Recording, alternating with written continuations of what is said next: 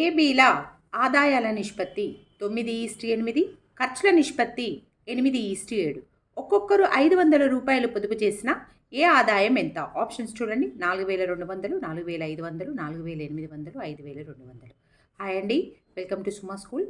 ఈ ప్రాబ్లం కనుక మీకు యూజ్ అయితే దయచేసి ప్రాబ్లమ్ని లైక్ చేయండి. మీకు ఎలా యూజ్ అయిందో కింద కామెంట్ పెట్టండి.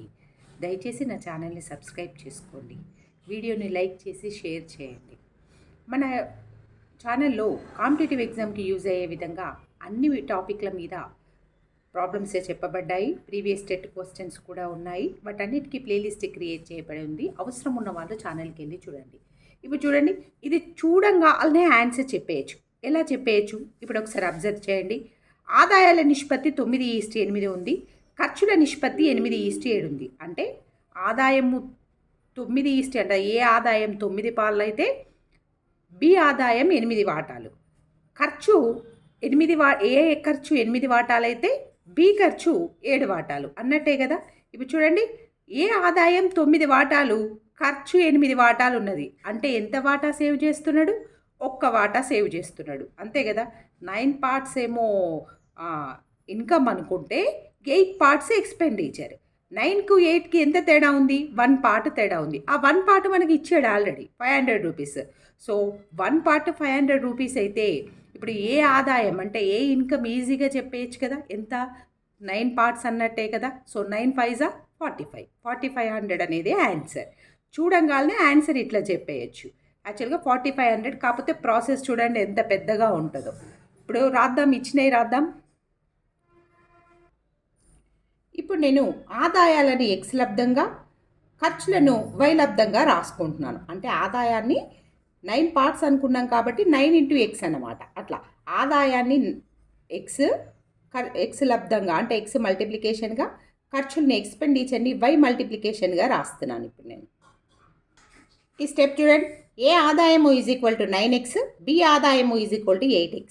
ఏ ఖర్చు = 8y, బి ఖర్చు = 7y. ఇక్కడ మనకి ఇంకొకటి ఇచ్చారు. ఇద్దరు ఒక్కొక్కరు 500 రూపాయలు సేవ్ చేశారు. సేవ్ చేయడం అంటే ఏంటి? ఆదాయము మైనస్ ఖర్చు అన్నట్టే కదా. సో ఏ సేవ్ చేసింది ఎంత రాద్దాం మనం. చూడండి, ఇందులో 2 ఈక్వేషన్స్ ఫామ్ చేసేసాను. ఇది ఒక ఈక్వేషను, ఇది సెకండ్ ఈక్వేషన్, అంతే కదా. ఇది సెకండ్ ఈక్వేషన్, అది ఫస్ట్ ఈక్వేషన్, ఇది సెకండ్ ఈక్వేషన్. ఏ పొదుపు = ఏ ఆదాయం 9x మైనస్ ఏ ఖర్చు 8y. 9x మైనస్ 8y ఇది మనకు ప్రాబ్లంలోనే ఇచ్చాడు 500. బి పొదుపు = బి ఆదాయము మైనస్ బి ఖర్చు 8x మైనస్ 7y 500. ఇప్పుడు నేను ఇందులో ఏదో ఒక టర్మ్ను మనం ఈక్వల్ చేయాలి. ఈక్వల్ చేయాలంటే నేను ఇప్పుడు y టర్మ్ని ఈక్వల్ చేద్దాం అనుకుంటున్నాను. అంటే దీన్ని 7 తోని, దీన్ని 8 తోటి మల్టిప్లై చేసేద్దాం. ఇప్పుడు చూడండి, మనకి ఇంకొక 2 ఈక్వేషన్స్ ఫామ్ అయినాయి. ఇప్పుడు 4 - 3 చేయండి. చూడండి, ఇప్పుడు సపరేట్ చేద్దాం కాబట్టి గుర్తులు చేంజ్ అవుతాయి. ఇక్కడ మైనస్, ఇక్కడ ప్లస్, ఇక్కడ మైనస్.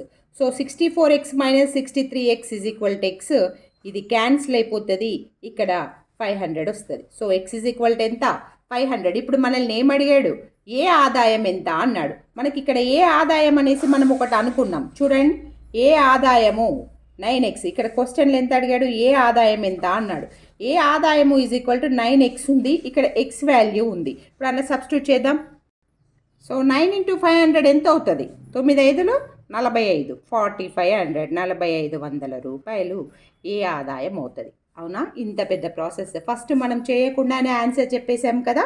4500 రూపాయల ఆప్షన్ ఎక్కడుందేమో చూడండి. బి ఆప్షన్ అనేది కరెక్ట్ అవుతుంది. Thank you.